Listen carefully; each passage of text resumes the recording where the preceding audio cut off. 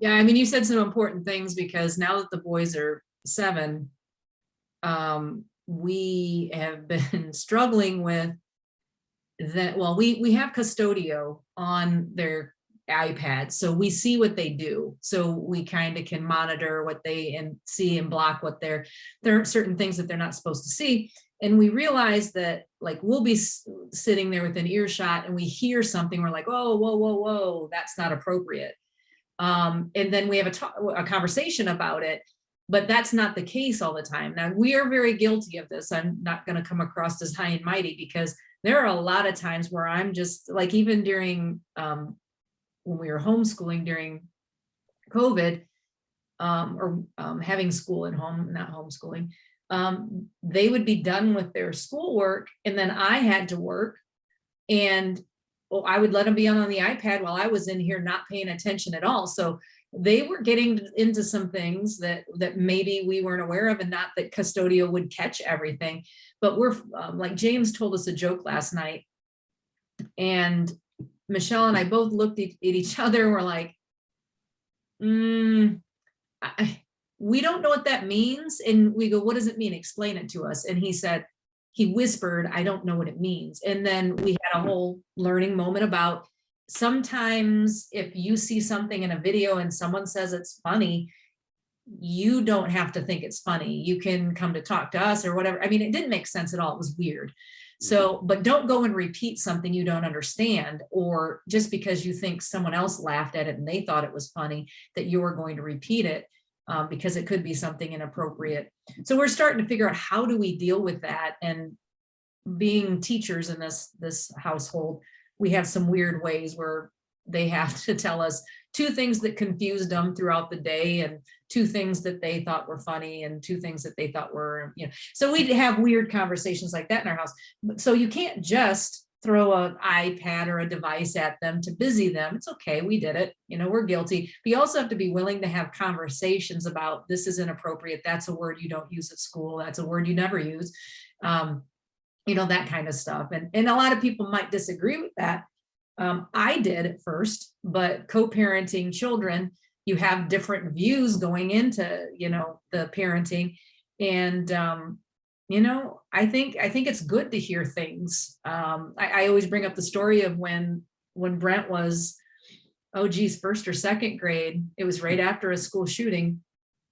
And the school said, they started having practicing things. He was a first grader. They're going to start practicing what they're going to do during school shootings. And they didn't say it to the kids. They told them what to do. And the kids said, well, why? And they said, because there's a circus outside and there's monkeys loose. And I'm just like, why would you tell kids there's this fun, awesome thing outside, when the reality is there's something very terrible out there? There's something scary, and we need to hide, because that's the reality now. But he came home and told us that, and I was like, no, because I was an adult at that time. I'd want to look outside at a monkey running around. That's just opening this weird fantasy land of sticking your head up at the window. The next time there is a real reason to not get up and look out the window.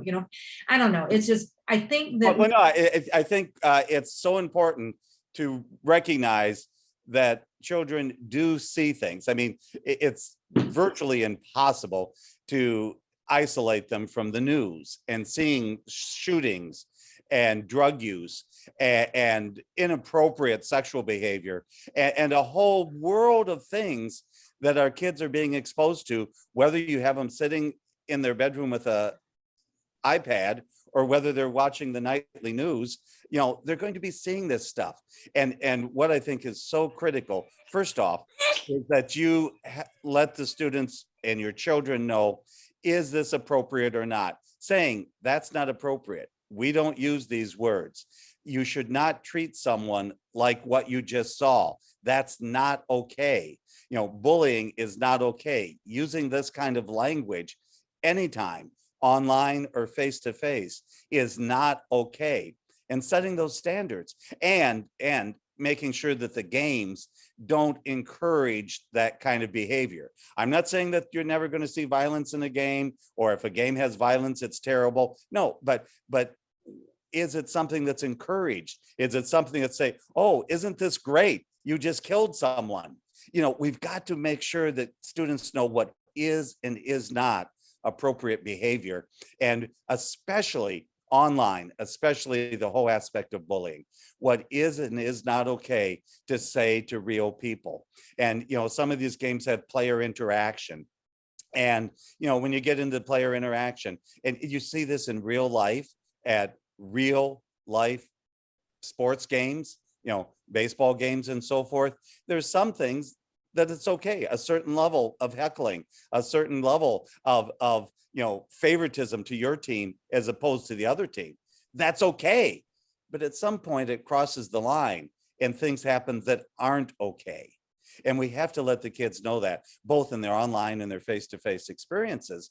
You know, we need to set standards. And yeah, there's going to be a little bit of difference in standards from person to person and situation to situation. But, you know, in our church camp, in our scout group, in the classroom, I every time that I and other professionals and parents, other adults, if we see something and we say, what you just did was not okay, or did you see what those two other team players were doing? Do you think that's okay? Well, it wasn't. And here's why. You know, just setting that standard. And again, with online, it is so important that you play the game, that you experience it a little bit for yourself to make sure it's instilling the kind of values that are going to be moving that youth forward in their life for their future, and not developing somebody that we're going to be seeing on the nightly news.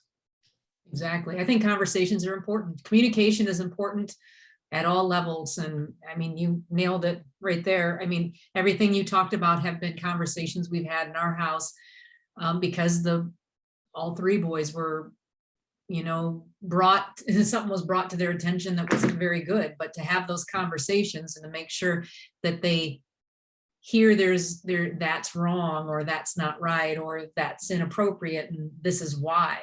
And also the important thing is, and this will be the last thing I say, is you need them to know that it's okay to have those conversations, just like it's okay to make mistakes. Oops, you went to that YouTube video and you watched it and it had inappropriate stuff in it. But not, one of them out of the three, Brent instantly was just like, I just saw something and he was scared. And I was, because he was in a time of the low 2000s. So it was less junk out there. But we had one of the twins would hide and would wag his screen. Like he would swipe it when we would come in because he knew that it wasn't good. But we made sure they understood, you're not going to get in trouble. You're not going to get in trouble. It's not your fault. You know, we just want to have a conversation about it. But yeah, so knowing that it's okay, oops, I made a mistake, but you're not going to get in trouble for it. We're going to have a conversation about it. Yeah, so that's the only other thing that. Yeah, absolutely agree. You know, having the conversations, having the discussions, letting us know, okay, kids don't know what's good and what's not good, and they don't know how some of the actions and including, you know, the viewing, the internalization, you know, they don't know how it's going to affect them in the future. And we talked in an earlier episode about, you know, the students and young adults getting in so much trouble for a lifetime because of sharing images of themselves, you know, inappropriate, you know, news shots with others. And they don't understand that. So we as adults have to guide them.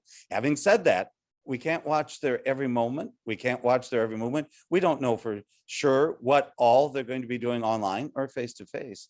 But by helping guide them to the appropriate games, to games that are a lot of fun, maybe not perfect, but are a lot of fun and helps advance their reading, you know, their social emotional, their physical development. Those games are there. And so there are some cautions with games, as with almost everything in life, but boy, are there some tremendous possibilities. And Tanya, I hope we can talk more about gaming and games that kids want to play, maybe in a future episode.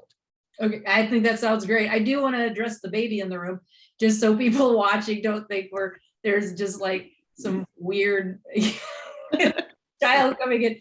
But I thought when I saw Judy, your grandbaby on the Zoom, I was thinking, this child is never not going to know a world of technology, and at least my boys, who are 7 now, had a little bit of time with technology not being advanced. And like I said, Brent grew up like in the low 2000s. There was minimal stuff there, but he didn't have a cell phone. There weren't cell phones that he saw all the time. I didn't have a cell phone, so there's these things that are evolving that now this grandbaby is never going to know anything other than everything is automated and digitized. I was thinking about my son playing video games. It was on an Apple II with a CD. There wasn't internet. I mean, but we played them together. And I think that's the most important thing you both have shared, is that parents or caregivers have to be involved. They have to know what's going on. I don't care what age the student or their kids are. They have to be. And the thing I'd like to share is that my other grandson told me, "Grandma, you said a bad word." And I said, "What?" He goes, "Stupid." Yeah, Stupid, bad word. yes. And so I have to watch my language and not call anything stupid. Well, we changed it to ridiculous, Judy. Anytime I think something's stupid, I say ridiculous. But now they know that. They're just like, I'm like, well, that's ridiculous. Yeah. He knows that word. He can call, he says ridiculous quite well. So, all right. Well, thank you guys. And I love the addition, and maybe the baby will become a great portion of our episodes every week. And it's always fun chatting with you guys about the things that, especially gamification, because that's a desire of mine. And Roger, of course, you're great in the security of making sure everybody's safe while they do that. And Judy, your examples of the games that we play, and your experience with your children, who are much older than mine, are always a great contribution to our talk. So it's great. Well, again, like Roger said, we'll talk about more of these topics next week, and always look at the resources on the website that's on there right now.